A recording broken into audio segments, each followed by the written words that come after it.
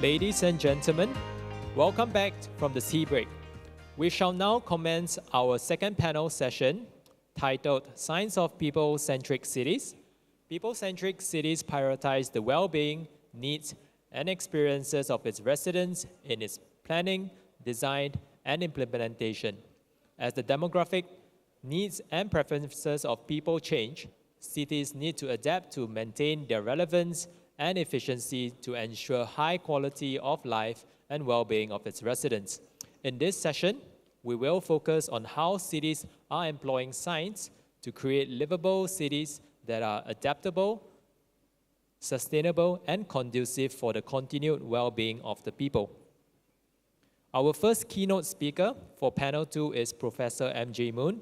He is the Underwood Distinguished Professor of Public Policy and Management and the Director of the Institute for Future Government at Yonsei University, South Korea. Prof. Moon is also a member of the Presidential Committee on Digital Platform Government, and he also chairs the Digital Government Document Innovation. He co-chairs the organizing committee for Seoul Smart City Prize conferred by the World Smart Sustainable Cities Organization. His presentation today is titled People-Centric, Sustainable and Smart Cities, Technology-Based, Service-Focused, and Citizen-Driven Cities. Professor Moon, please. Thank you. Thank you so much for your nice introduction. I'm very happy to be part of this very important meeting, and I hope that I don't make common mistakes that many professors make. And that mistake is, well, I'll make a very short presentation and then end up having very long presentations. So hopefully, I make a good time management. Well, today my topic is people-centric, sustainable, and smart cities. And the area of my research is digital government and public sector innovations. And I think we have very good first panel. And I think it's a really nice pairing with this panel. Well, smart city for livable and sustainable cities. As you see this engram analysis, you see that there is a high-rocketing increase in smart city, particularly after 2010.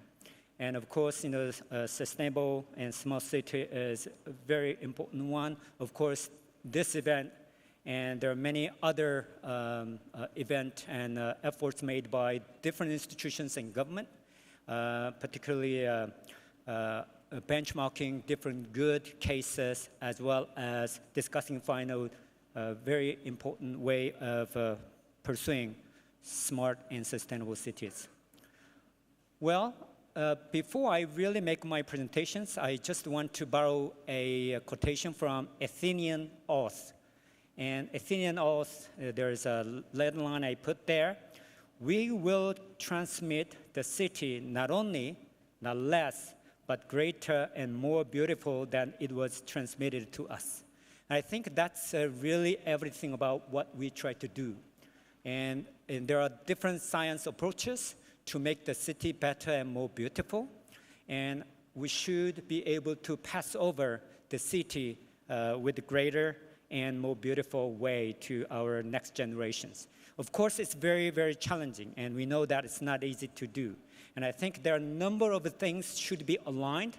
One, of course, technology is very, very important, and we want to look at what citizens actually want to, and then how they can collaborate in this important journey. And also government's role is also very, very important.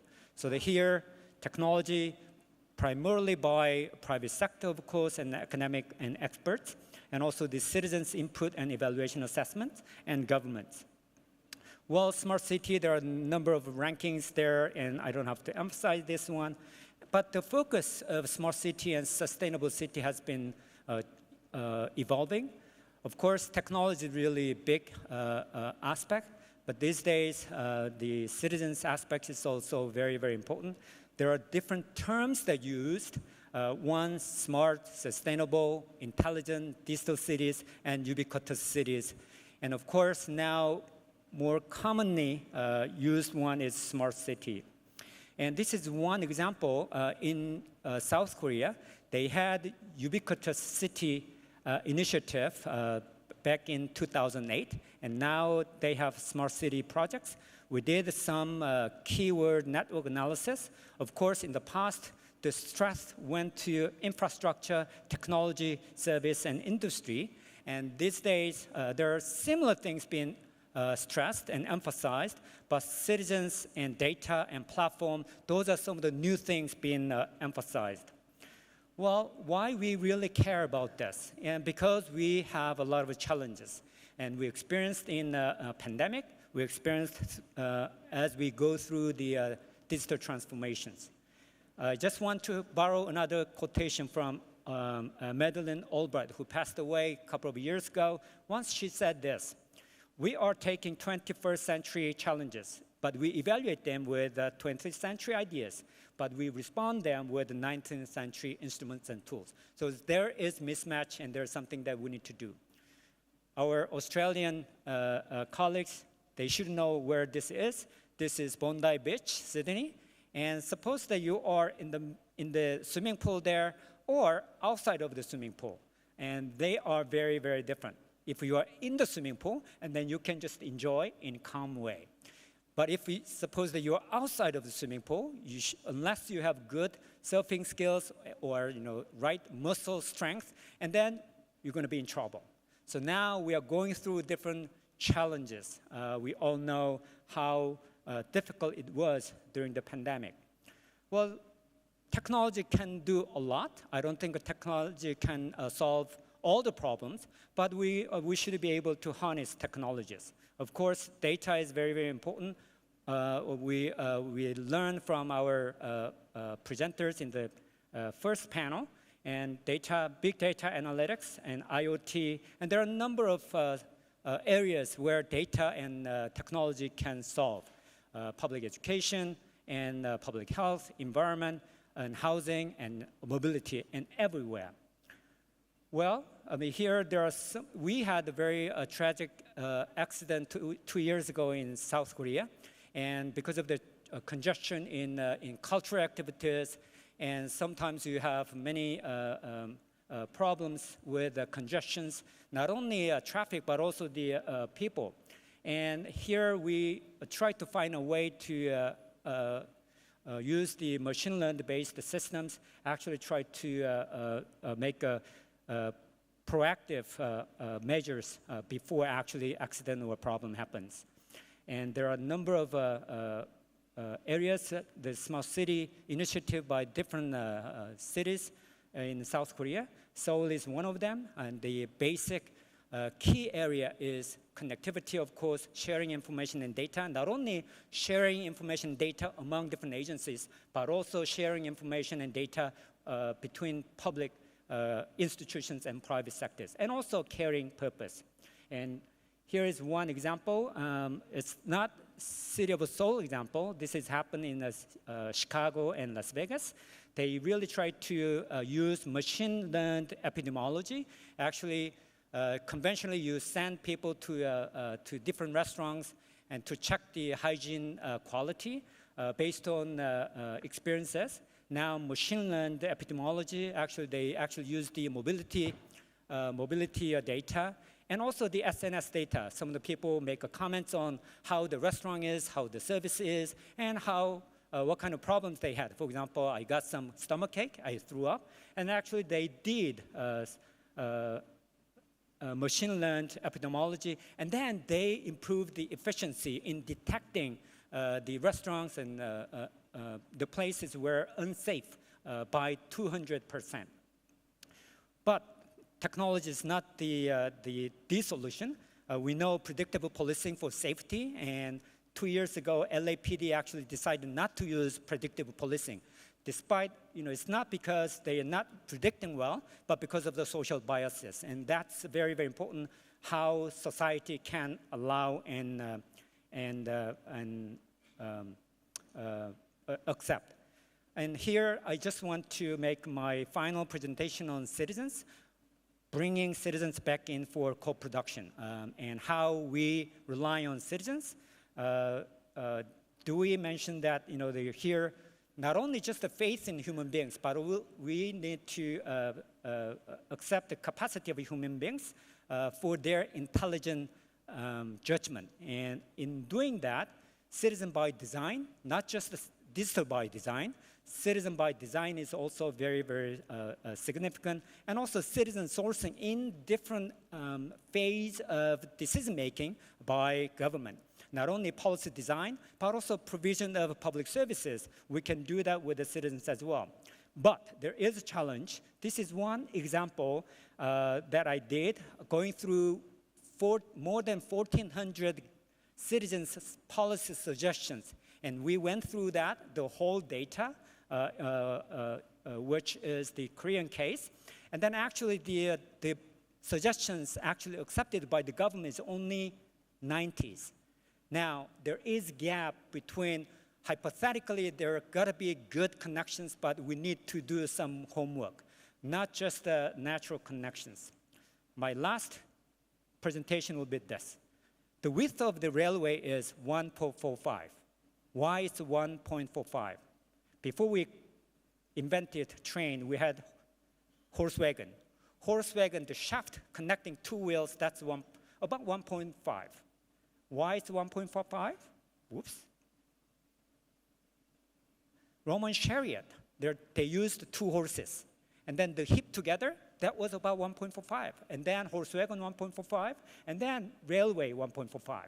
Now we have big space shuttle. Space shuttle, they have usually 3-4 big rocket engines.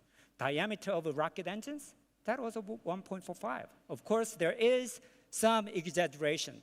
But the point I try to make is, well, Roman era, chariot, 1.45, and then horse wagon, 1.45, and then train, 1.45, and a rocket engine, 1.45. There's something that we don't want to change, for example, environment. But there is something that we want to change, quality of services, capacity that we want to raise from two horses to rocket engine. Thank you.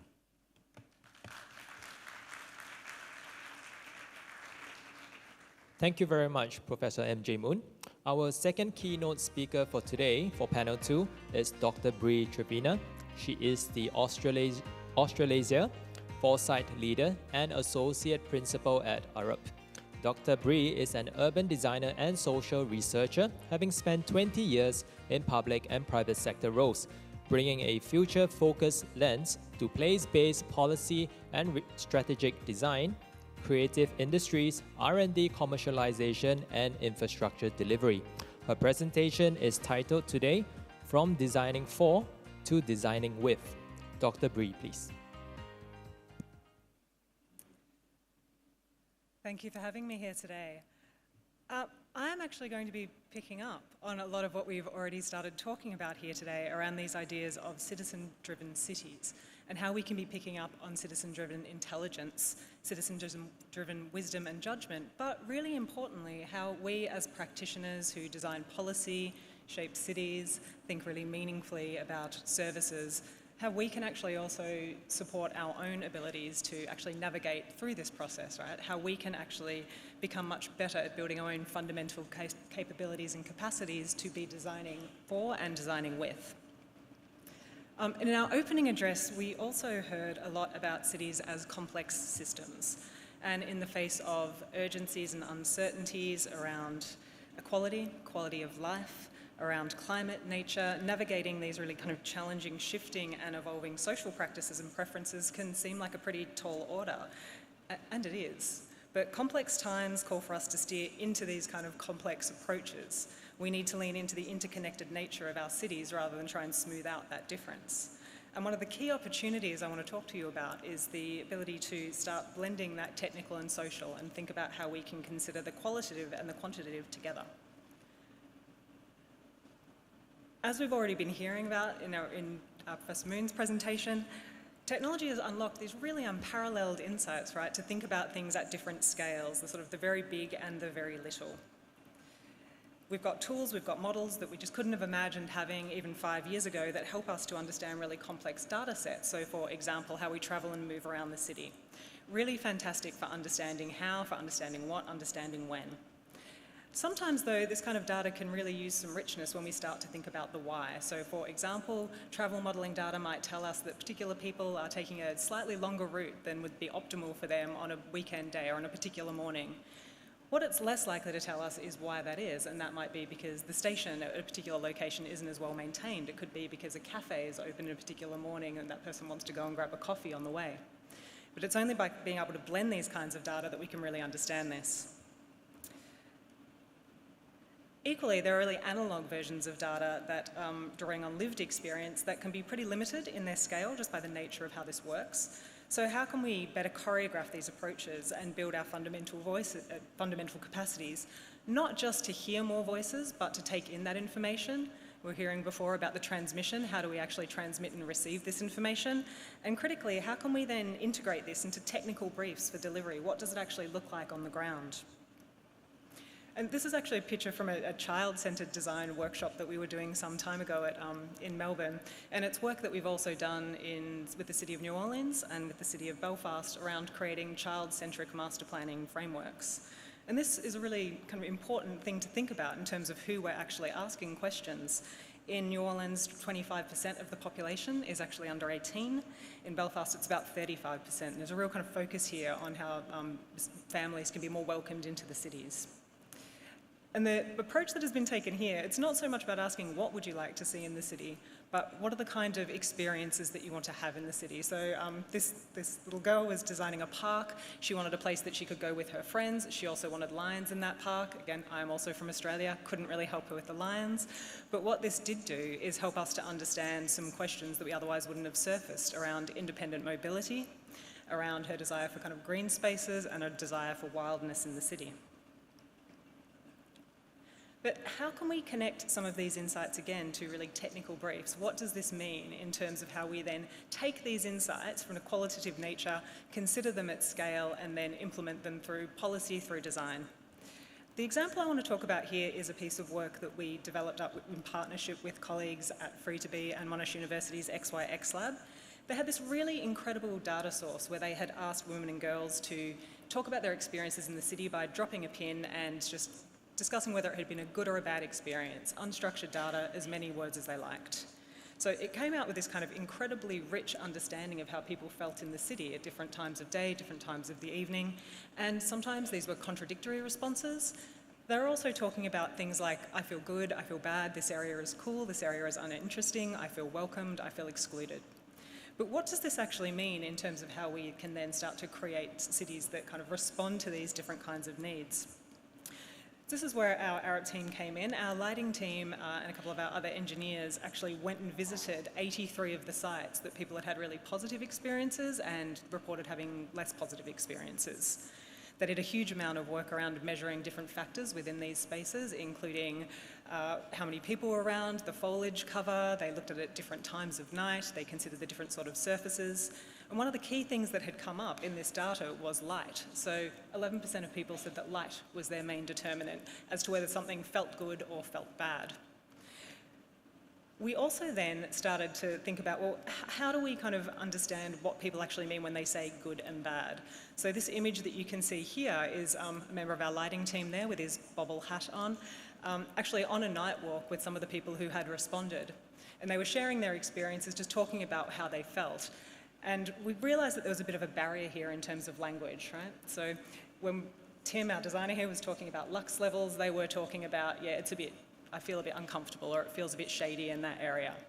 So we ended up getting some torches from the hardware store and working not only with our lighting engineers, but with some of our other engineers and social scientists from Arup to really understand, well, what are we talking about? Are we talking about the same thing? We heard a little bit before about these ideas of how do we get communication, how do we get allied language?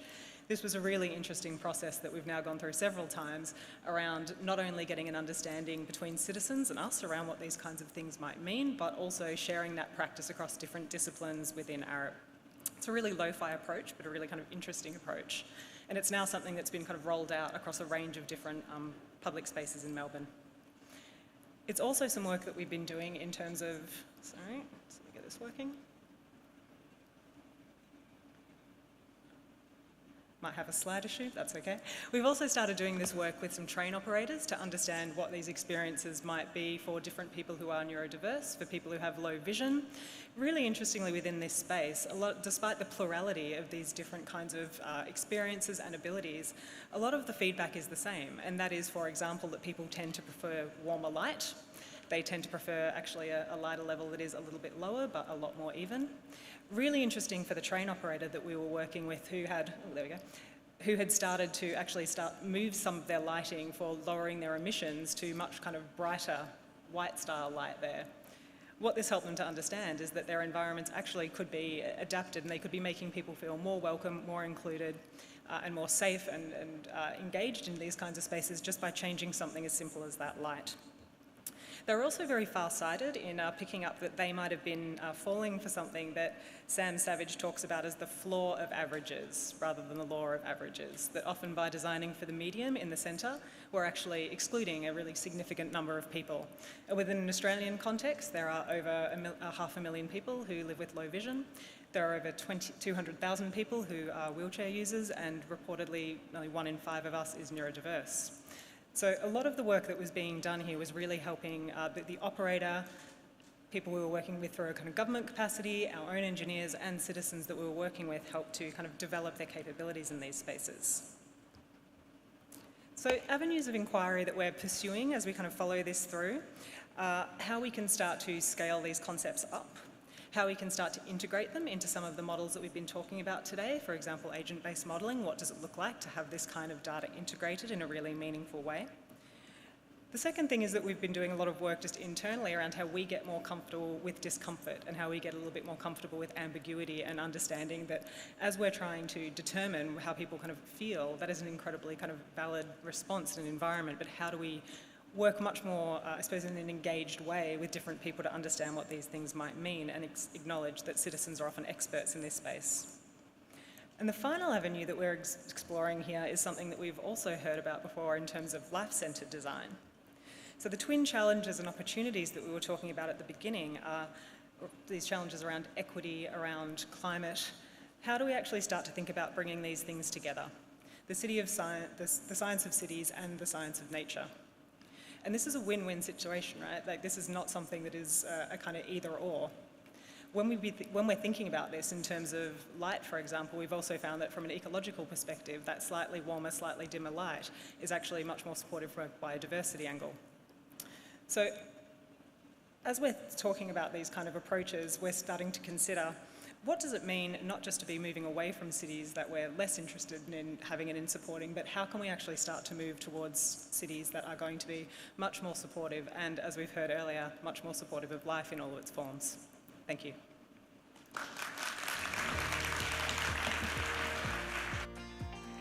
Thank you very much, Dr. Bree. Our first paper presentation for panel 2 is by Professor Heng Chai Kiang.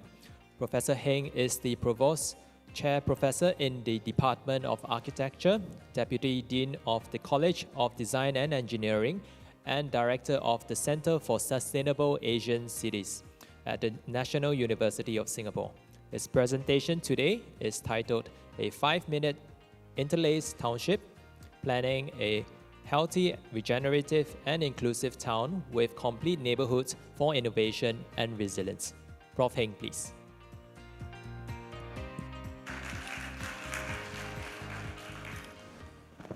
Thank you. It's indeed a privilege to be able to share the research that my colleagues and I have conducted over some 18 months. Try to compress it in 10 minutes, which is impossible, so you'll be seeing a lot of images and some words.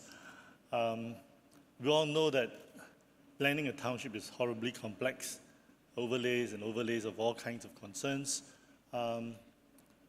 So I'll try to do my best, concentrating on the human-centric part of it. So there are 4 parts to it, but let's skip this as well. It's just to say that there are several scenarios that we penned here, from climate change to resource insecurity, especially we know it after COVID, etc. aging population that we are facing in Singapore is quite a serious situation. Social frictions with more and more complex demographics in Singapore, technological disruptions that we all know, and economic uncertainties. And of course, if you look at that, the city will have to be a stronghold for urban ecology. It has to be resource regenerating, so on and so forth. And we're very fortunate to have a piece of land, I think one of the biggest available, close to 20 square kilometers, 18.7 to be exact, of Paya Lebar Air Base and around Paya Lebar Air Base. That would be, I believe, vacating this site in the 30s, right? 2035 maybe, thereabouts. And these are some of the characteristics of the site. What is important to note now is that it is what foreign colleagues say, a pathological presence in the landscape, because it's a military airbase, and so a lot of things cannot continue through this, including the green network. So what you can see here is that we are trying to repair, make this site a connector of the green network.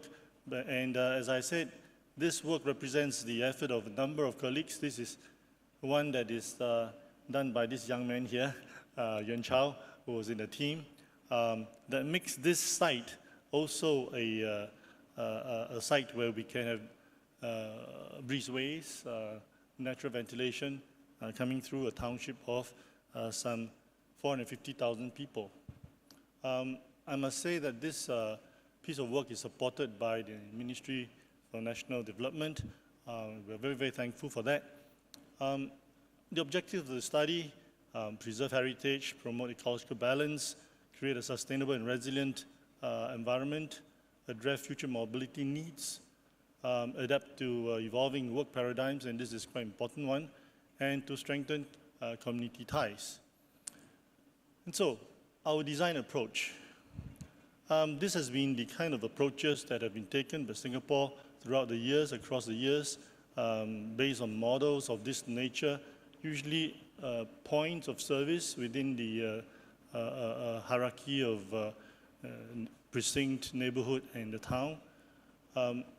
What we are proposing in this particular exercise is actually more like a tartan grid. So if you look at this,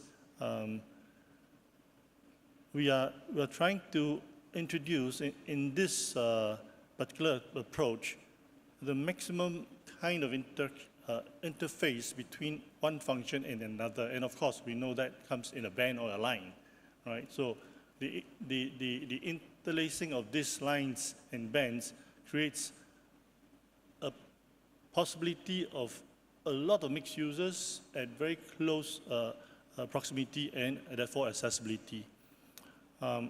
Hopefully creating self-sufficient cities or townships which are very, very accessible on foot.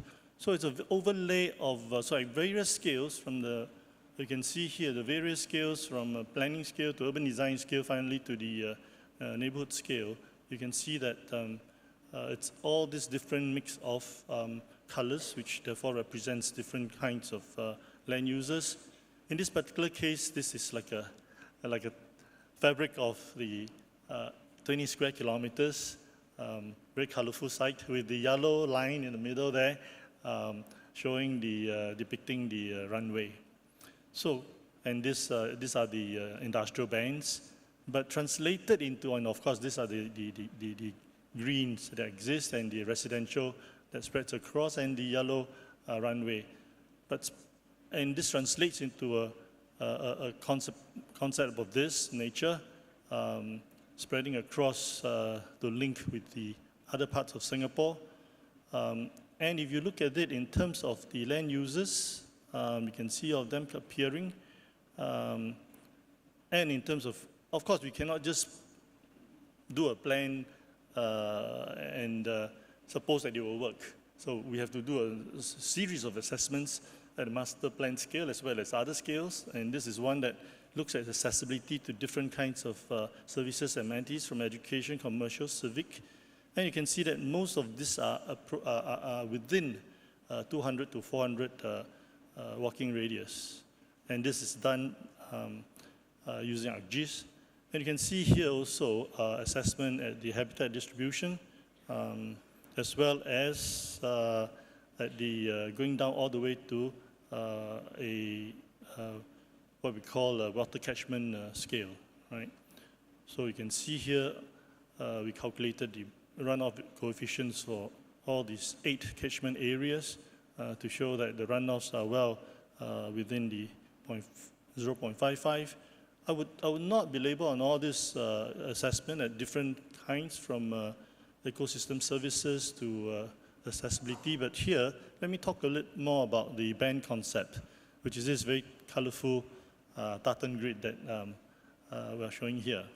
So if maybe just look at it as at the moment as a pretty tartan grid, but if you drill in a bit further, you can see that it's actually made up here of different sizes, theoretically 120, 150, 180. Of course, these are all theoretical diagram. Let me bring you to easier to understand scale of the neighborhood. So in this neighborhood, you can see that there's 6 precincts in there, each one the size of 250 by 150. Like I say, it could be 120 by 250, it could be 180 by 250, but let's just stick with this 150 by 250. And you can see that within this, you have black color, you have green color, and you have what I call orange color, and then the orange color and all these other colors converge on the so-called precinct courtyard here in pink. So the plan is really not just walkability along the roads, but within the green network as well as the orange network, all converging and, on the courtyard. And the gray zone is where you park the cars. That's where your garage are. And essentially, it is within these black lines, which are your dual two roads, there's only one other north-south line there, which is the dual one. The rest are all walkable. And I think it is very, very important for aging society like Singapore that we can have very, very easily walkable car-free environments like we've shown here. And the green band in the mid, and the 2 green bands are basically your pedestrian streets serving these neighborhoods. So this is the gray one is a time kind of access dual one road. So these are all your networks that permeates this neighborhood. And of course, you can combine them, and more depiction of that. I won't go through this. Just to show you the dynamics of this, you can see that we believe entirely not only in horizontal kind of mixed use, but in vertical mixed use as well. And you can see here, for instance, you can have cafes and F&B on the first story, library, co-working offices on the upper stories, and even, as we've seen, and this is even in other areas, you can see residential, co-working, and F&B. And we're not doing this just because we like to do it and assume that we can infuse all these different activities within this site, but also because we've done benchmarking across the 23 new towns and normalize the provision of the different functions and services. And with that kind of population density and the 450,000 residents as anticipated to be here, we can indeed provide for all these different functions in the quantity that is required. So you can see here a dynamic kind of different stages, and with the advent of autonomous vehicles, you can see that road dieting getting smaller and the public realm getting bigger. So let me just very quickly show you what it may look like as a neighborhood with all these different users and even the simulated footprints of buildings. Some mood pictures of what these areas could look like. And more important is this assessment now at a neighborhood scale. We compared with existing neighborhoods in Singapore, and you can see that in PLAB, where we have about 5,000 dwelling units within a neighborhood, the furthest distance from a unit to commercial services is basically about 200 meters, no more than that, as opposed to some other areas where you can see 480 meters or 370, 395 meters. So talking about human-centric, I think walkability, especially for an aging population, is really important. And here we're demonstrating that comparing with these other townships, it is very, very walkable. And of course, in terms of comfort, we did all the kind of assessment in terms of, and here again, I must thank my colleagues, Yuan Chao in this case, again, with the heat island effect simulations, and then also, in this case, ventilation, how we design it to improve ventilation, and at the neighborhood scale, the provision of shade across the year. I think I'll stop here. I've gone across, I don't know, maybe 35 slides in 10 minutes, maybe 11 minutes, 12 minutes. All this to say that at NUS, together with my colleagues, a team of about 12 or 13 of us, we try to create in this future city of Paya Lebar, one that is healthy and regenerative, inclusive, with complete neighborhoods, and that is resilient. Thank you.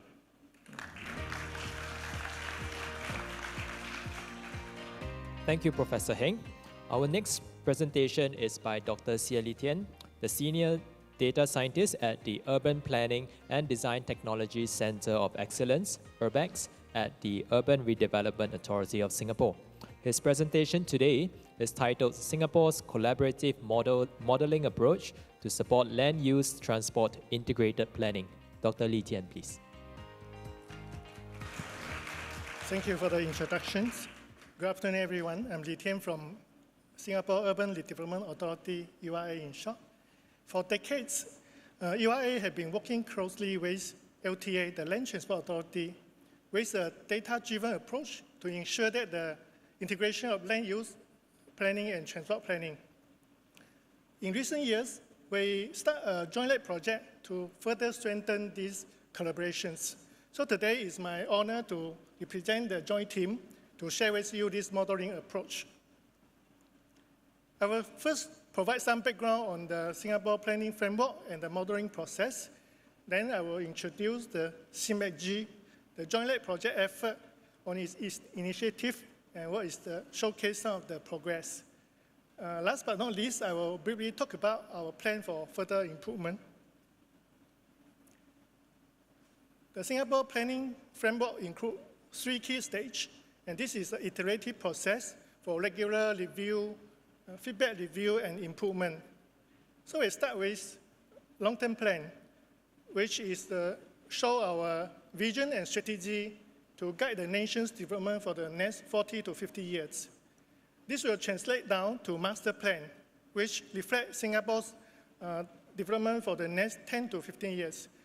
For long-term plan and master plan, it's carried out jointly by different government agencies together. In the implementation stage, the URA managed the government land sale and development control. So at different stages of the planning, data and modeling have been used to support the decision-making. For example, for long-term plan and master plan, URA and LTA have applied a modeling process called TQTM. At URA site, a planner will estimate the demand for different types of land use and assess the carrying capacity. And this will help to shape the planning strategy and the land use plan for different planning zones. After that, the land use plan will be translated into a data format called TQ, which is a format that can directly fit in to LTA Strategic Transport Model, STM.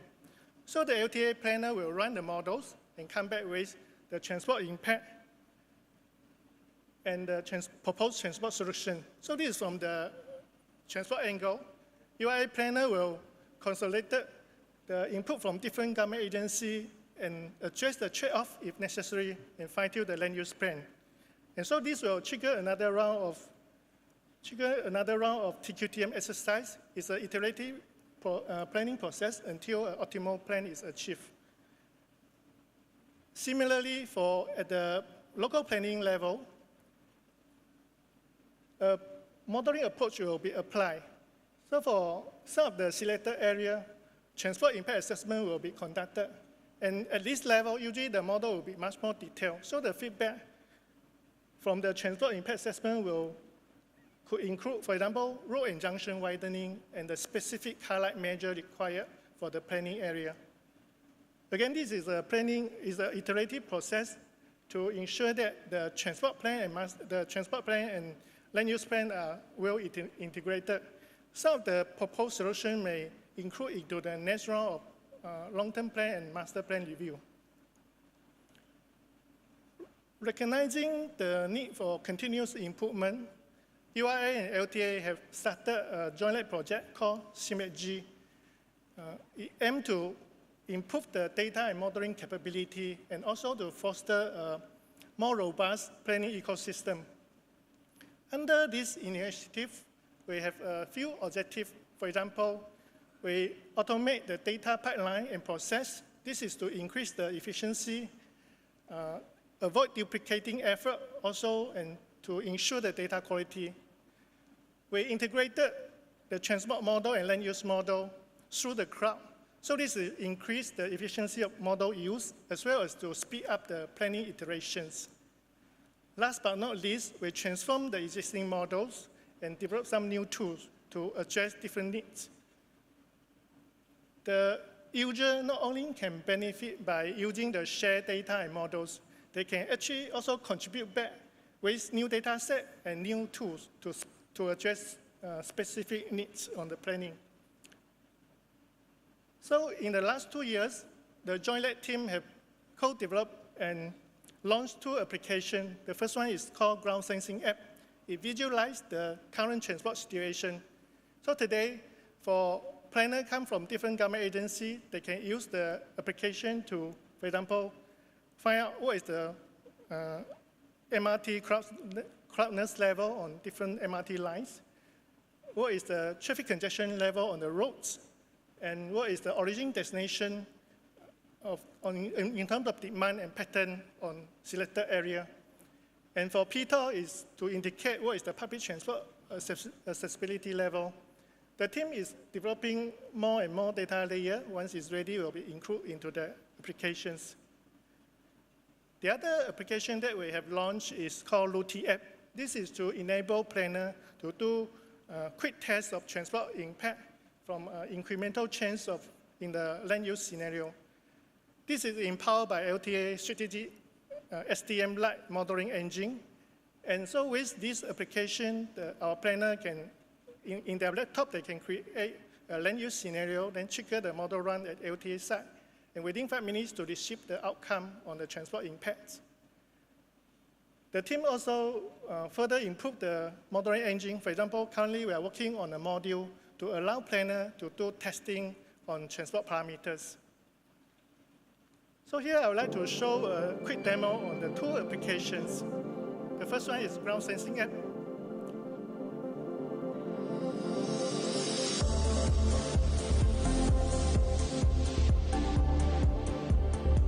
Four data layers available. The first one is the crowdness level on the train. Can show different hours, what is the crowdness level. Second layer is on the road congestion level. And the third layer is on origin, destination, OD patterns and demands.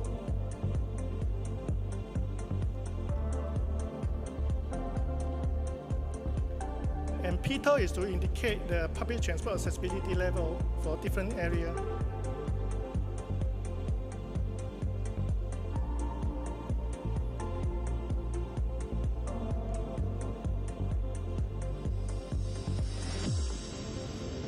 another application, Routy app, allow quick scenario testing.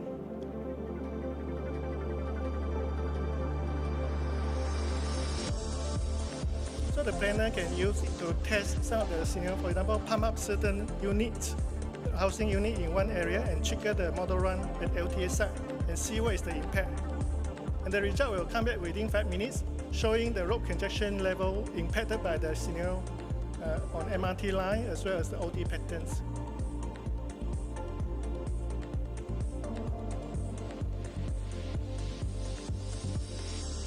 And planner can test many different scenarios until they can shortlist a couple of them.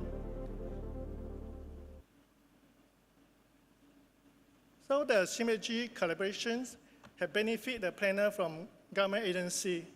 It further improved the collaborative modeling approach and enable a better integration of land use and transport planning. We plan to make it accessible to academia and subsequently to the industry. And here I wanted to highlight that synergy is a multiple-year effort, and this is just at the beginning stage. We want to leverage on researcher and the industry experts' capability to help us transform our existing model and develop new models. Through the synergy, we have identified certain knowledge gap. For example, in the last few months, we have 2 research grants called. One is to help us understand how people make decisions on their home location choice. And this kind of knowledge can help us improve our model and, of course, can also increase our data-driven decision-making. We expect to have more of such kind of research grant call to come in the next few years. So this has come to the end of my sharing. Thank you.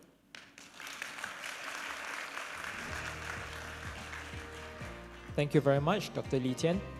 Our next presentation is by Professor Philip Bujacki, Assistant Professor at the Department of Architecture, the National University of Singapore. His presentation today is titled Global Streetscapes, Benchmarking Computer Vision Models for Urban Science and Analytics. Professor Philip, please. Good afternoon. Thank you for having me here. So this afternoon, I'd like to present an open data project from my research group at NUS. So my research group is focusing on urban analytics, but we put a particular focus on geospatial data. So one of our missions is to make geospatial data better and more useful for building digital twins and for data-driven urban planning. And we focus on a variety of different kinds of geospatial data in our multidisciplinary team of about 20 people at NUS. And today I'd like to talk about a data set we spent a few years studying, which is probably known to most of you. It's Street View imagery. Street View imagery has been an emerging geospatial data set that has been quite useful for a variety of use cases across different domains pertaining to urban planning. And in comparison to other traditional geospatial data like satellite images, Street View imagery can help us extract some insights that are not available in other kinds of geospatial data. And this data is collected from the ground level, so more or less from the pedestrian and human point of view, making it a truly people-centric source of data. Street View imagery has been quite interesting to us because it can be used for many purposes. So thanks to advancements in computer vision and the availability of GPUs and computational power in the last few years, it can be used for purposes like mapping the urban form. So in one of the previous presentations, we have heard about the sky view factor, and Street View imagery can also be used at a large scale to compute the sky view factor. Street View imagery can be used to estimate the perception of streetscapes. So it has been used to predict how people perceive streetscapes and designs across different dimensions like beauty and safety. And at our research group, we have also introduced some completely new use cases using this kind of data. One of them is mapping physical changes. Another one is predicting soundscapes from images. And one work in progress is mapping nightscapes from nighttime street view imagery. Another reason why we find this kind of geospatial quite interesting for many different purposes is that nowadays it comes from multiple sources. So I think all of you here know about commercial sources like Google Street View, which have made a tremendous progress in mapping the world. For example, Google Street View has been imaging Singapore for the last 15 years. They collected millions of images. But also we have governments, so national mapping agencies around the world, including here in Singapore, thanks to the Singapore Land Authority, are increasingly collecting this data as well. But also we have citizens involved, and we have been witnessing the emergence of crowdsourced platforms like Mapillary and CartaView, where anyone, anywhere can collect images while moving. So this is an example of a panoramic street view image collected in Singapore by a contributor and uploaded to Mapillary for anyone to use it for any purpose for free. So what is the problem we are trying to solve?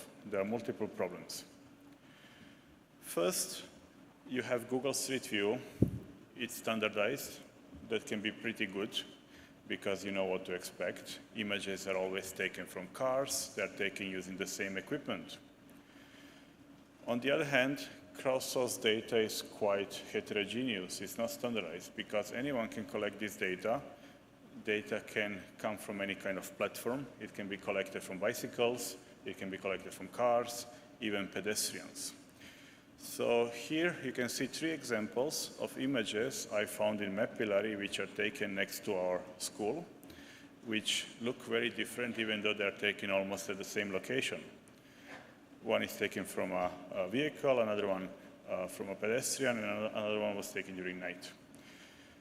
In theory, this is great because if you're studying walkability, crowdsourced imagery can be a great source, because there are images taken from pedestrians, allowing us to study walkability, unlike in commercial sources like Google Street View, which are almost always taken from cars. But the problem here is that this data is heterogeneous, and we are missing labels. So we have no idea which image was taken on what kind of platform, under what kind of weather conditions. And this is a problem when you're analyzing hundreds of thousands of images, because you don't have time to go through these images manually. Another problem is that this kind of analysis are usually conducted only for major cities around the world. Usually mid-size and small towns are usually ignored. And a third challenge is that using this kind of emerging geospatial data presents some technical barriers, because it requires expertise in AI. To solve these tricky issues, we have been developing global streetscapes. It's a project that we have been conducting in the last year in my group. This project, the main output is an open data set that aspires to solve these key issues. So what did we do exactly? We have obtained 10 million images from crowdsourced platforms like Mapillary and CartaView across 688 cities around the world to ensure balance, diversity, and quality of data. So we have made sure that we include almost all countries in the world, and from each country we include a few cities that are representative of different sizes. So not only the major cities, the largest ones, but all the way to small towns that have a population of 50,000 people. And to solve the problems I mentioned just a couple of slides ago, we have enriched each of these 10 million images with hundreds of labels.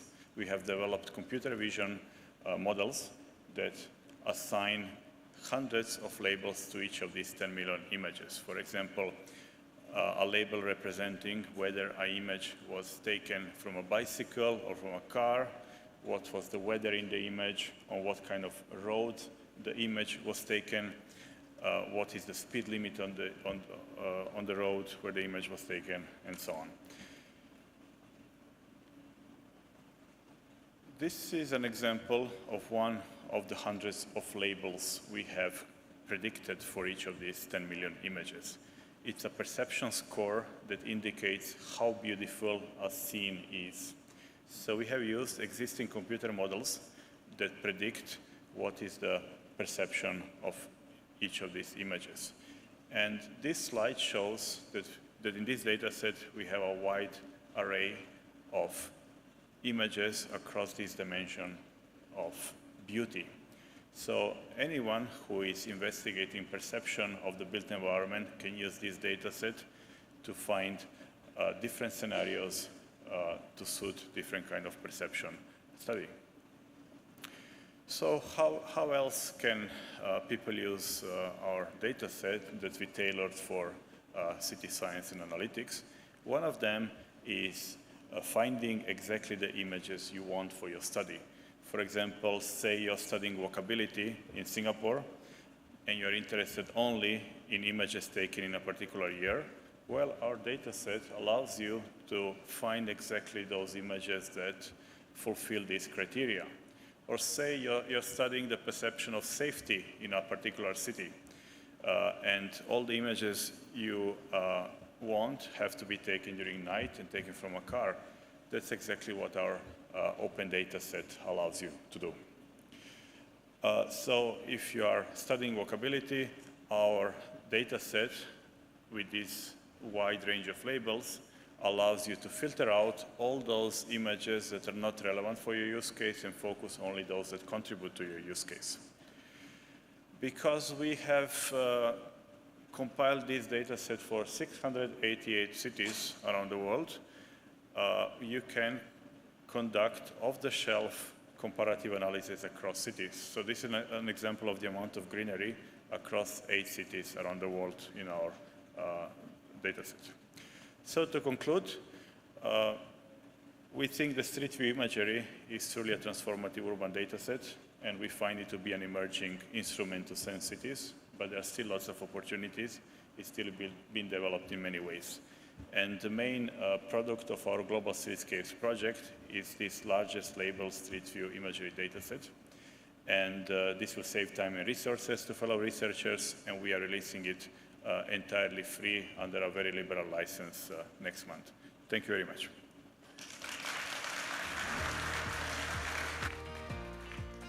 Thank you very much, Professor Philip. Our next presentation is by Dr. Felicity Chan, the fellow at the Lee Kuan Yew Center for Innovative Cities, Singapore University of Technology and Design. Her presentation today is titled Mapping Urban Belonging in Places of Flux, a study of lived experience of urban redevelopment in neighborhoods of Singapore. Dr. Chan, please. Good afternoon, everyone. I shall not pretend that I'm not nervous. I am very nervous. So I might talk really fast or stumble over my words, but anyhow, this is the project, and thank you for the opportunity to share this. It's an ongoing project. We just started a data collection in March, but the true genesis of this project started many years ago when I was living in the United States, and I would come home to Singapore regularly in the 2010s, basically from the early 2000s all the way to 7 years ago. And every time I come back, I would get lost repeatedly. And it was only sharing with my friends who have been living here the whole time that this experience was not mine alone. And so very much the so-called the genesis of this project was really rooted in my lived experience. Okay, so let me just start here. So for many of you here, I would imagine if you're from Singapore, this is how Singapore looks like in the 1970s and 80s. And this is very much the kind of neighborhood I grew up in. The playground looks very familiar, but the Singapore that I returned to and the Singapore we now live in is the one that looks on the right? This is a picture taken in Queenstown, where the plot ratio is all the way up to about 4.2 to 4.8. And you can see in the foreground, let me see, there's a laser pointer here, are rental flats, likely built in the 60s. So this is Singapore today, where development have gotten denser, taller, very different. So a quote from Kevin Lynch, very much of my intellectual grandfather in some sense. I mean, it is. So he talks about how change adds novelty and adventure, but also exact an emotional price. I think what he brings out here is something very close to heart that most of us would know if you've grown up in a city that has undergone change. That change is a mixed bag of pains, of relocation, instability or destability, and also of new joys, of new kinds of belonging. So I think what Lynch presents to us is this conundrum that is inherent in any cities that wants to become livable. Because to become livable, you have to make some changes. And to make some changes, you will cause some pains. So what do we do about that? Especially when you think about what Singapore is going to be like in the next 15 to 20 or 30 years, most of the type of built stock is aging. So the first ring of redevelopment has already happened about 15 years ago. That's the one in green. And the one in the bright pink is what you could expect in the next 5 years to 10 years. And some have already had some form of redevelopment. And look at the outer ring, things that were built in the 80s to the 90s, those will be due for redevelopment in the next 20 years. This is an assumption, of course, of the type of development trajectory that Singapore has been undergoing, that developments are usually recycled and rebuilt once they hit the 50 to 60 year mark. So if you look at this, the extent of change that Singapore should anticipate is widespread and is huge, and thus this project. So this is a survey that was done last year, is looking at in 2050, where do you expect to experience the greatest change in Singapore? It's conducted by the Lee Kuan Yew Center for Innovative Cities, which I'm part of, and the Future Ready Society survey.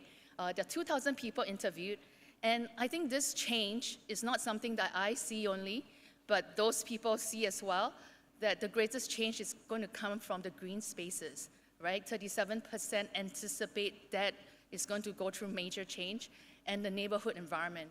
So what do we do about this? So going back to Kevin Lynch, he wrote in The Possible City in 1968, almost 50 years ago. Really the question is, how can the environment help us live with change and even to enjoy it? And I think this one really inspires me, right? We cannot not change, but how do we change in a way that is thoughtful, careful to the people who live in it, so that our city is a city of continuity and a city of meaning for the people living here. So how do I operationalize this? I like to find out about belonging, right? So what does urban change mean for the formation of belonging in cities? I will not deny that getting lost many times, visiting a city that I'm born and raised in, was very alienating.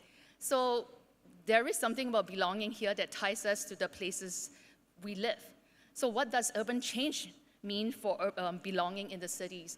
Do people form belonging the same way in places that's undergoing change as they would in a place that has got less change? Because belonging is a concept that is inherently tied with some form of stability. The other question, research question, is how can designers and planners of the urban environment manage urban change so that residents can live with change and enjoy them? This is my urban planner person speaking. The first one is, I guess, someone who is a social scientist and interested in geography and urban sociology. Okay. So theoretical framework that I use, I think that this has been a really profitable framework that I've used to look at social spatial research, is to combine Henri Lefebvre's work and Kevin Lynch. And what that means here is that lived space is really a complex and an integrated interaction of the space that is mentally perceived, mentally thought of by the residents, as well as the planners, as well as the perceived space, the spaces that you sense, right, about what you observe. So lived space, your emotion, feelings, and memories of the built environment of the residents are really a combination and a constant interaction. So belonging being a complex concept, it is something that I'm operationalizing to understand this idea of lived space. So what does this mean for the way that we are doing our research? Well, we are collecting thick, qualitative and quantitative descriptions. So we ask people to draw using cognitive mapping, and we talk to them through semi-structured interview. We converse with them, and we do a short survey looking at the social demographic profile so that we can understand relationships. Okay, so these are the study sites. There are 5 sites that we have robustly and systematically selected. Today, I'm just going to present one site, and you can see that from the little yellow stickers that all these sites are picked based on the axis of the kind of extent of change as well as the stage of change. In addition to that, also the private and public land ownership. Some of these neighborhoods like Bukit Timah is predominantly private. Other places like Punggol is predominantly public. So today, I will just share with you Bukit Timah. Bukit Timah is a very special place. If you are from Singapore, you would know. Extremely low-rise, predominantly private residential single-family homes. Also a wealthy enclave, is high income. So compared to the other neighborhoods that we're studying, it is very unique. So this is Bukit Timah. You can see here, there's all these orange people who are used to seeing the land use plan. It's a residential environment predominantly, and that Bukit Timah, like anywhere else in Singapore, is also aging. It is known for its lush green nature reserve, its large homes, as well as its gentrified areas like Holland Village, as well as some very, very old malls that are from the 70s or 80s. Okay, so this is Bukit Timah again from Google Earth. You can see that nothing has changed, right? Most people who have known Bukit Timah for some time, it doesn't change. It's one of those things like 15 years, you don't see much change. But that's not true. As it has been announced in the newspaper last week that in the first time in almost 40 years, that public housing has been planned in Bukit Timah. And this is a huge change, right? And you can see all these are headlines from last year and this year. There's tons of changes coming up in Bukit Timah. So first, let me just quickly share with you the results, the findings, preliminary insights. How do urban residents perceive and experience urban change? This is from our cognitive mapping, where we then put it into our GIS, and this is what we have here. These are perceived changes by the people who live there. The ones that are circled are significant. And these are the ongoing and upcoming changes that's happening in Bukit Timah, according to the type of plans that the government and the planners have. And what you see here is where people have seen changes is very different from where changes are going to happen. So what does that mean?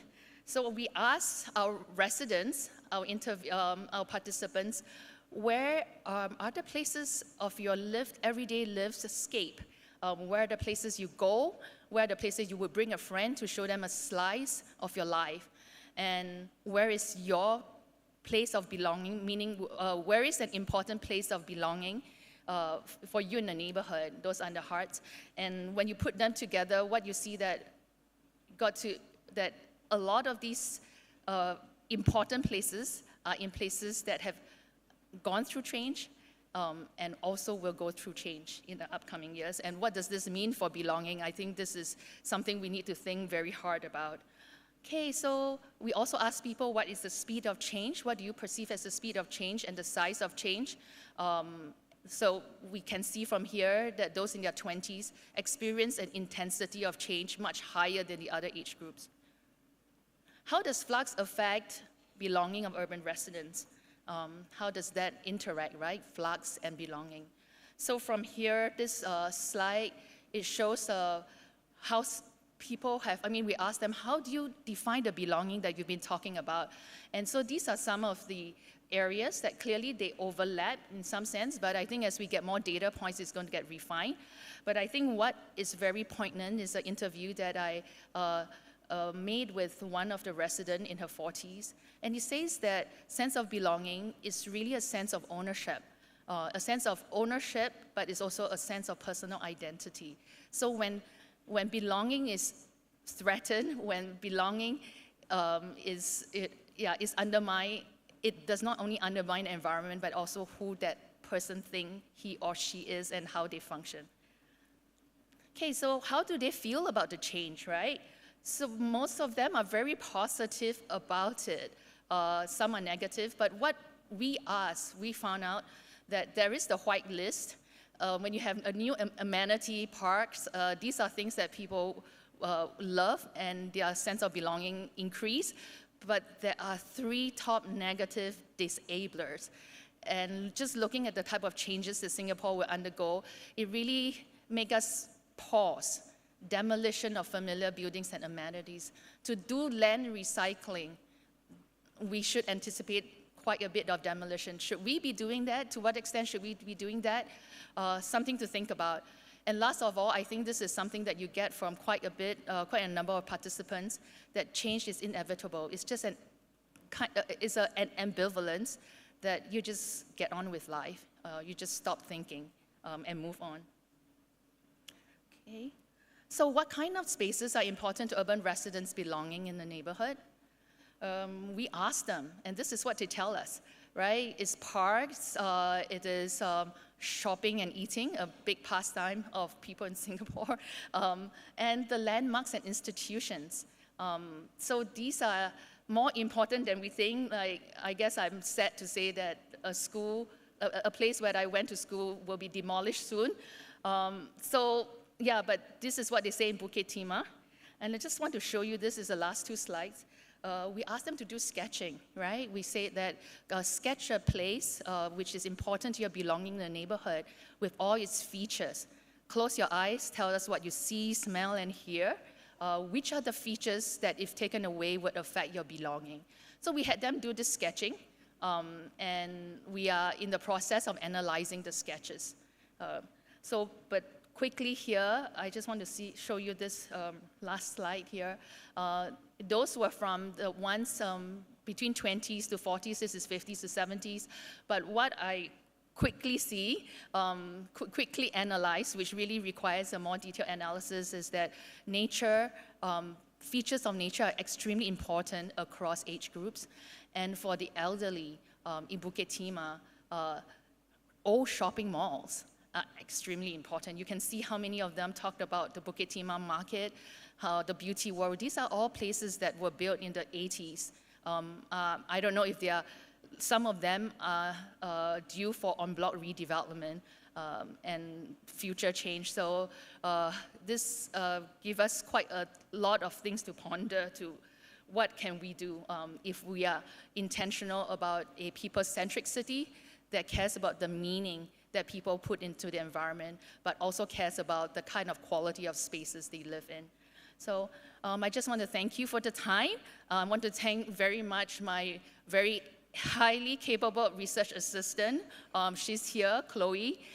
Thank you very much for being the great helper and collaborator in this project. There's only 2 of us in this project, but we want to acknowledge people who have helped us with the data collection, near and far, and ToadBot for funding this project. Thank you. Thank you very much, Dr. Chan. Our next presentation is by Professor Christoph Hirscher, Chairman of the Cognitive Science Department at ETH Zurich, and the Program Director of the Future Resilient Systems Program at the Singapore ETH Center.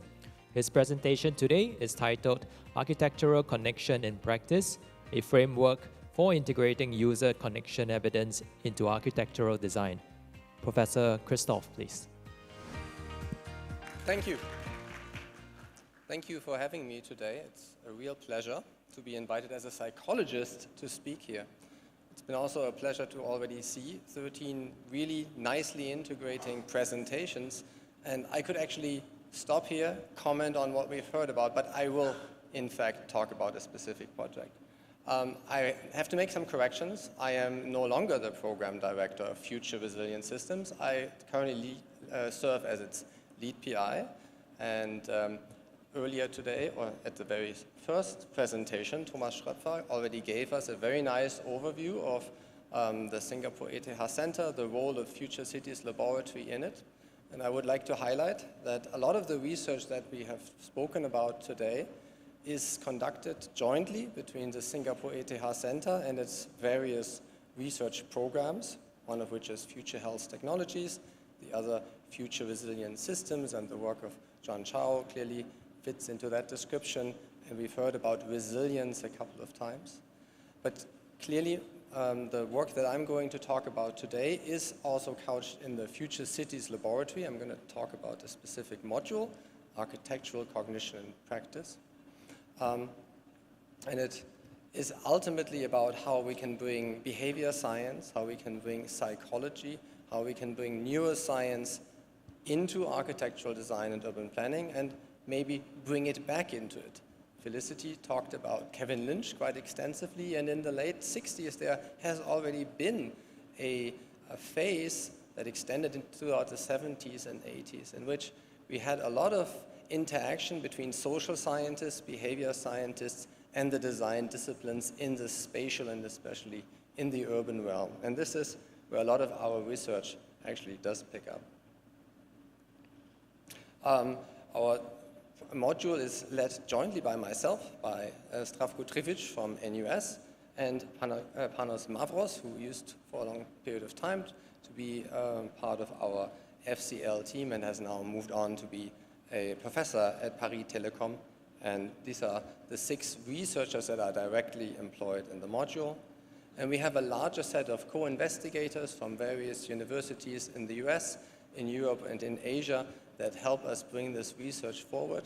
As I said, I'm a psychologist by training. About half of the team are behavior scientists. The other half are designers and urban planners by original training. In this larger round of co-investigators stems again from architectural design and urban planning, but also from computing. And we've heard a lot today already about the increasing role of computing for tackling both infrastructure level, but also human-centric level matters in architecture and urban planning. And I think this is really the trend that not only the other presentations are picking up, but that also is becoming more and more important in our own research. I'm showing you this picture here to give you a sense of the breadth of the kinds of scenarios that we're looking at. Most of our research is looking at building scale interactions of humans and the built environment. This could be how you navigate through a shopping mall, which in the Singapore case often is not just a shopping mall. It is actually a high-density mixed-use building, which could also be a high-density mixed-use city sometimes, depending on the scale you're looking at. And so people are navigating between very different functions. They might be connecting transport and shopping and leisure in a single trip. It can be a half-day filling activity to spend time indoors, and thus we can raise questions about how do people feel? How do people behave? What makes for a successful design in this kind of context? Likewise, an area where psychology has already made quite a bit of inroads in the last decade or two is office design and how people perform, feel, and behave in their offices. This has to do with how well they are able to focus, how well they are able to communicate, how well they are able to innovate by working together. And the third example here is a hospital ward in Zurich, Switzerland, but we will also have to be running similar projects here in Singapore, looking at how different stakeholders in the hospital context interact, how they behave, how they feel, and how that conduces both healing, but also maybe, again, workplace-related questions. Just to frame this a bit more generally, what we try to look at is basically anticipation. We all know that designers, users, and buildings somehow form a triangle. The non-trivial, the non-obvious element is how do designers feel about the users, how do they understand what the users need, and how do they design specifically to that. Clearly, behavioral sciences and also neuroscience can tell us a lot about how users perceive the environment and how they behave in it. And our role as behavior scientists now is to help understand the role of the user in the built environment and also help inform the role of the designer in this context. We approach this basically with a three-pillared framework. We conduct some foundational research. We have been on the ground here in Singapore for almost 10 years. We connect that with reflective research and translational research. So we try to understand or increase our understanding of person-environment interactions in the kinds of scenarios that I just introduced. We are considering how and how well designers conceptualize the end users, how well they anticipate their needs. And we'll also work on equipping design teams in practice, in secondments to architecture partners with knowledge and tools to be able to apply learnings from architectural cognition. So our research is not meant to just progress science. It is mostly really about increasingly engaging these reflective and translational components. One example I would like to very briefly highlight is spatial analysis work that we've done at Zurich University Hospital, which is undergoing fundamental change by getting a very big new building. We looked at the behavior of people in the emergency ward, predicted with methods such as space syntax where people would be interacting, where nurses, doctors, and patients would have meaningful face-to-face interactions. We tagged people with body-worn sensors, had them move around the building, and then used machine learning techniques to figure out how to integrate all of these various data sources. And it turns out that yes, spatial analysis is very well able to predict human behaviors. And there's a button to be pressed here. One of the follow-up activities that we have done is we've worked with the Swiss Center for Design and Health, which has a gymnasium-sized top-down projection simulation space where we have recreated the emergency ward of Zurich University Hospital and invited stakeholders from the hospital, from the design team, architects and decision makers to work together on anticipating how improvements could be made for these kinds of scenarios. Similarly, then this links a bit with the work that Felicity has been talking about. Zdravko Trivic and his team at NUS have looked at how people move around and how they feel in their neighborhood, for example, in the HDB estates. One of the methods being used is to equip people with eye tracking glasses that monitor the eye movements and give us a sense of visual attention. This is a very exciting technique where we're seeing a lot of breakthroughs right now with point cloud data and automatic scene reconstruction from video. So again, a lot of machine learning happening that helps us scale up the kind of data and the kinds of analyses that we can be doing. Another important aspect in our more reflective and translational work is then to do these industrial secondments where we send our PhD students and postdocs into secondments in actual architecture offices. We've done this very successfully with Foster & Partner in London. We've done this with UN Studio in Amsterdam, which is the example here. We have done this previously here in Singapore with DP Architects, and of course we have a number of additional partners in the pipeline, both here in Singapore and across Europe. And that already brings me to some last examples in our translational research agenda, where we look at really how can we create a common language for designers and researchers. We already heard a bit about this language issue earlier.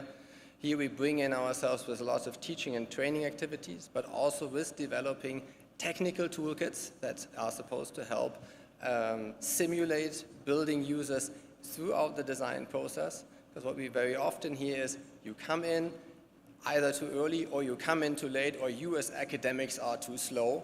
And we have to address this with a mix of these direct interactions with industry and with more sophisticated simulation tools. And did I mention that this, of course, is also AI powered? Of course it is.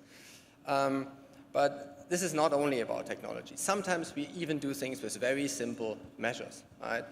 So together with academic partners and practitioners, we've developed 2 sets of flashcards that we bring into workshops that contain spatial cognition knowledge, psychology knowledge, but also design knowledge, and that help facilitate discussions on concrete case studies where we bring together stakeholders, where we bring together practitioners from very different backgrounds and help them understand what the concepts are and how they can be applied in real life. This would be an example of yet another one of our outreach projects, in this case with the LTA, with ACOM, and with Participate in Design. But for lack of time, I'll skip that. And remind us once more that there is an exhibition going on at the URA, showcasing the work of Future Cities Laboratory Global, and I invite you to come and visit that as well. Thank you very much. Thank you very much, Professor Christoph. May I invite you to take your seat on the stage first while we welcome the rest of the speakers back onto the stage.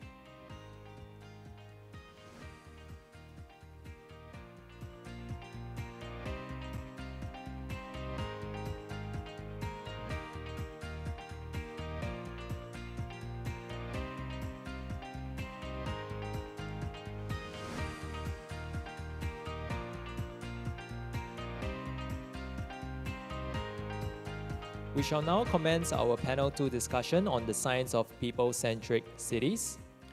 Our moderators for this session, Professor M.J. Moon and Dr. Bree Trevina.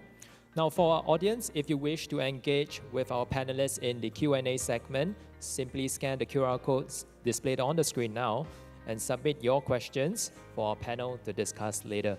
Please be sure to select the correct session, which is the WCS Science of Cities Symposium Panel 2. I'll now hand the time over to our moderators, Professor Moon and Dr. Bree, please. Thank you. Well, we have about a little bit less than 20 minutes, but I think this panel, there are several things we actually focused on. As you listen to the different presentations, it's very interdisciplinary.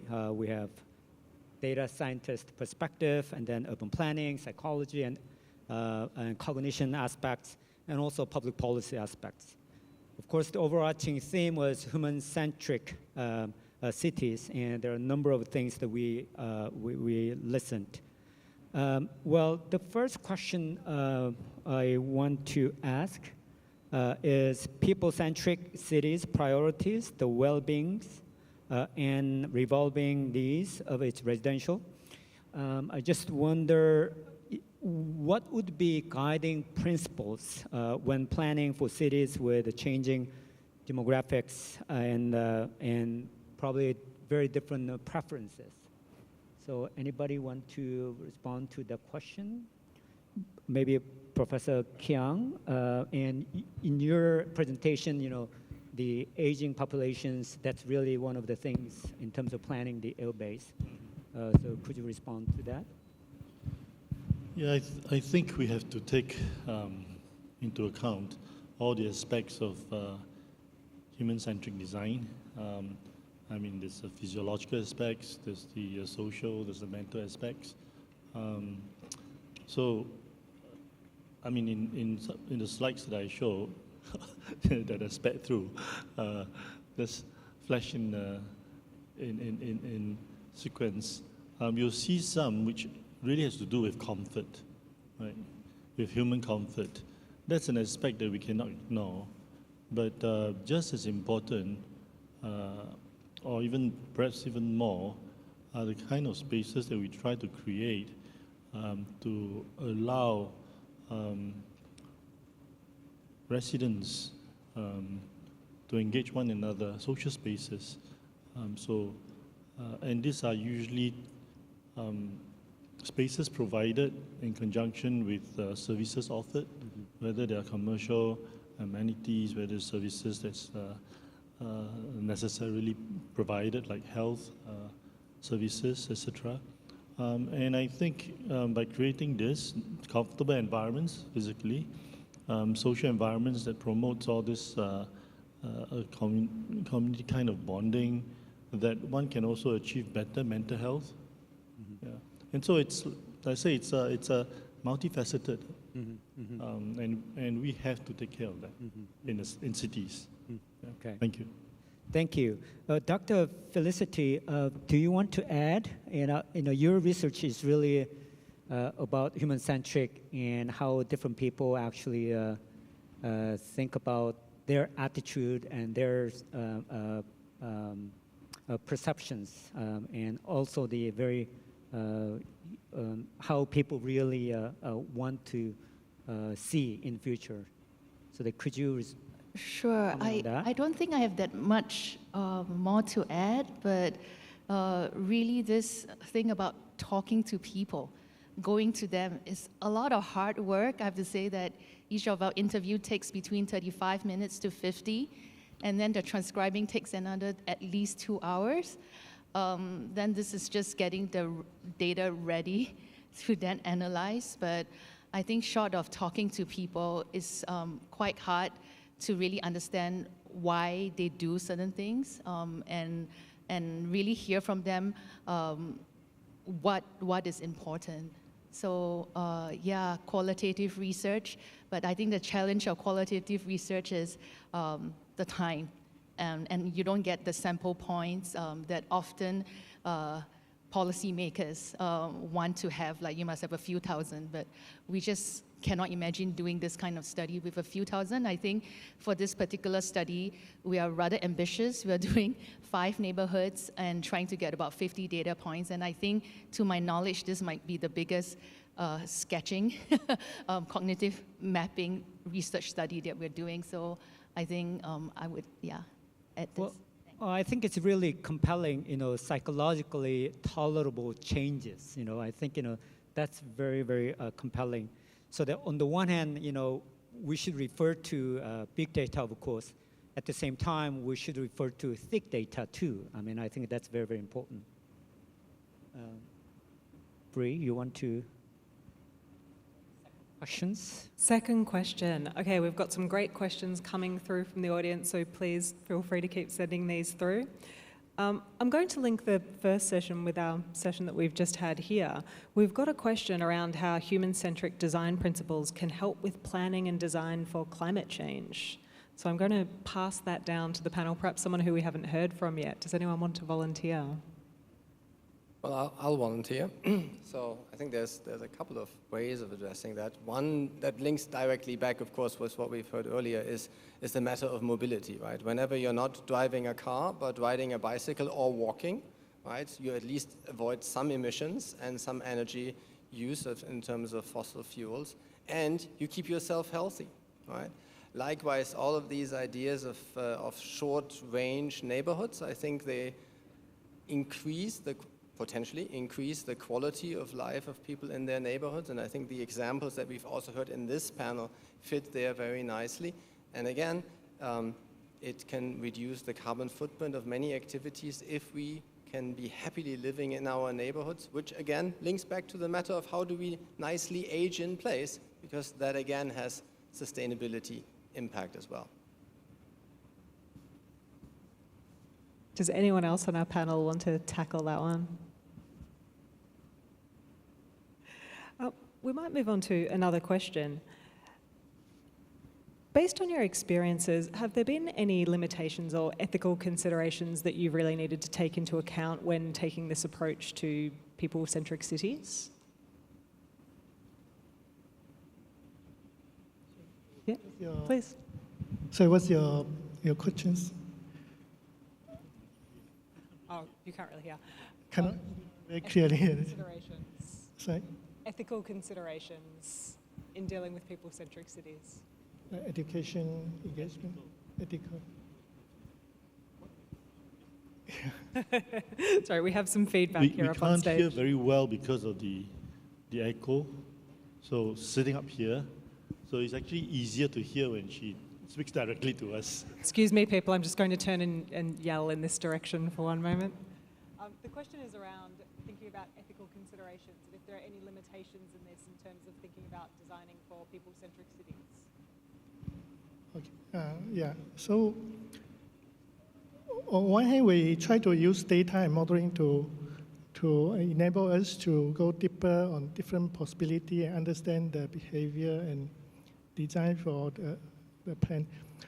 But we're also quite aware that the data and modeling have some limitations. So we usually also need to conduct a lot of public engagement, community engagement to understand, hear from the ground, hear different voice, and to ensure that our design plan is not just driven by the data itself, because data and model have limitations. So is to really bridge the gap between the limit of data and the actual design of the city and the real experience from the ground. Yeah, so there's some of the principles that we try to include. And Philip and Felicity, both of your work has also engaged thinking about how we consider computer vision, which obviously can involve questions of privacy as well. How have you thought about this question of ethics in your work? So there are some ethical considerations when dealing with data like we are dealing with. One of them I would say is that the data is not always representative of the entire population. So the data may cause some bias. Another issue would be data privacy. Some of the data we are dealing with definitely has some privacy concerns. And also, this is quite a relevant point lately, AI can often have bias. So the models that are being developed and used can be quite biased. Well, there's a specific questions to Professor Philip. Probably it'll be great if you can respond to that question. The question to you specifically is that what are the evaluation indicators for Street View image recognition? You mentioned the beauty score. I mean, you mentioned the beauty score that in your presentation. So that what's the particular criteria for that evaluation?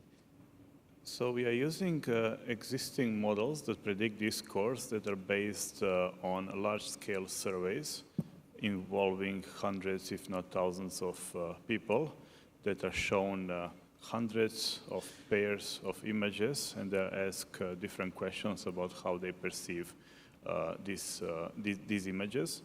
And we are currently developing demographic-aware perception model that takes into account the demographics of people, because we believe that different age groups perceive streetscapes in a different way. For example, a certain age group may feel less safe looking at a particular kind of design than another age group. And what we are also working on is taking into account the origin of the participants. So we are currently running a large-scale global survey that includes participants from several countries around the world, because we believe that people who are based in maybe South America perceive streetscapes in a different way than people who are based in California. So long story short, the answer to that question is that these models are developed based on large-scale surveys. There are many models that do that, and in our group we are taking this one step forward in a truly people-centric way, because we are incorporating demographic information, and we acknowledge that different demographics may have different perception of space. Thank you. And also there's one specific question to Dr. Felicity. The question is this: I wonder where that urban belongingness can lead to in citizen perspective. Is it for the index of happiness, productivity, or anything else? Sorry, so the question is whether belongingness is Right. part of the index of happiness and So that productivity? right. So that the one who asked that question, he or she wonders urban belongingness. So that what urban belongingness might lead to Oh, okay. from okay. the perspective of citizens. Yeah, okay. Well, I think that how we see belongingness, I think, is not any secret. Is that belonging is good old Maslow, right? Is one of the basic hierarchy of needs. So if this is a basic need, then it is probably the basic condition that will give you happiness, well-being, mental well-being, a holistic look to life. So I think, yeah. So because of this, we decided to look at belonging as a concept to explore because of its richness and its complexity, and its integral presence for the life well lived. Thank you. And I think we have time for one, maybe two more questions, but I'm going to cast down the end again. You were talking about some really generative partnerships that you've developed both with private sector and with public agencies. Be really interested to know what are some of the fundamental principles behind developing those? How have you developed these processes and partnerships in ways that have been so productive? And I'd also open that up to the rest of the panel. Yeah, maybe the most important thing is to bring in a lot of time. You have to have lots of conversations. We've been very lucky when we started working here in Singapore that, for example, the Urban Redevelopment Agency and the Center for Livable Cities have just been so open-minded and welcoming us. But especially when it comes down to interacting with practitioners and with design offices, I think you have to also be a bit lucky and have an office that has at least an interest in research or an interest in going beyond their own case studies and understanding how their work fits into the larger fabric of society. And it's a long-term process. We're always in for the long game. So how is it a reciprocal partnership, finding out what that is going to be to unlock it? I think we have to show value by identifying things that they haven't thought of. And I think especially bringing in this mix of conceptual work and bringing in strong digital tools is really highly appreciated. Well, we have only 2 minutes, so that I don't know what question well, there's a general question. How do you think that we can help integrate ground-up initiative with the research planning that has already been done, so that how we integrate all the things that we know for human-centric cities? Anybody want to respond to that question? So how do you think that we can help integrate ground-up initiatives with the research planning that has already been done, or we already know? How you integrate them?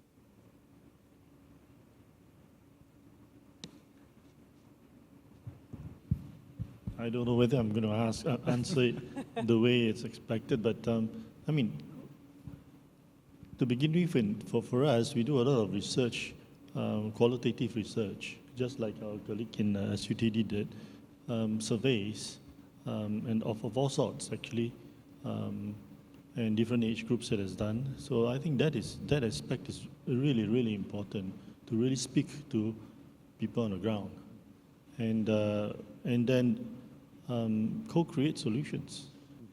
And so even though I did not show any of those in my presentation, we do a lot of that in NUS, where there's walk-along interviews, focus group discussions, surveys of all sorts. It's very deep and intense. It's nothing like understanding residents, people, that you can make better cities, and engaging them, co-creating solutions with them. I mean, those are all essential. Of course, with technology, it helps. So from our survey, for instance, getting the older persons to wear wearables, for instance, we understand their daily activity patterns. We know how far they walk, where do they go, etc., over and above what they describe to us. So I mean, there are some things that you can get very thick information through surveys and interviews of all sorts, but then the very objective ones that you can see how long they stay in a place. Where do they go? Sometimes it doesn't seem quite logical. They go this and they go there, and then they stay a couple of minutes there and they spend half an hour there. You know, all these things are very interesting. So anyway, I'll stop there. I think we're also going to stop there. The countdown has finished on the clock in front of us. So thank you all, and we will hand over for closing remarks, but please thank you to our panelists.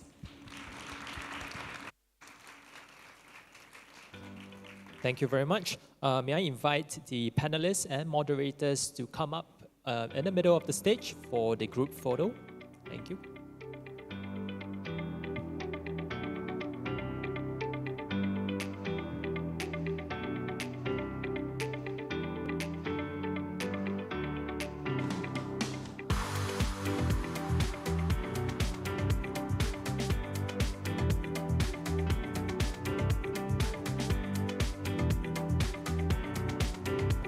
Another round of applause for our panel, please.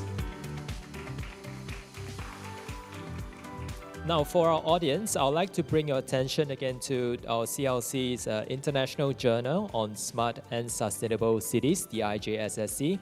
If you haven't scanned the QR code, please do so. You can view the latest research article published in issue 2. For more information, you can also visit our CLC booth in the main exhibition hall. Please also let us know your thoughts about the symposium with the QR code shown. Now, ladies and gentlemen, we have come to the end of the symposium. Our Science of Cities posters will remain throughout the duration of WCS at the main exhibition hall. And please be reminded that the exit from this hall will be on your left. Once again, on behalf of CLC, we thank you all for attending this year's Science of Cities Symposium. And we hope to see you again at next year for our 4th iteration of the Science of Cities Symposium. Thank you very much. Have a great evening.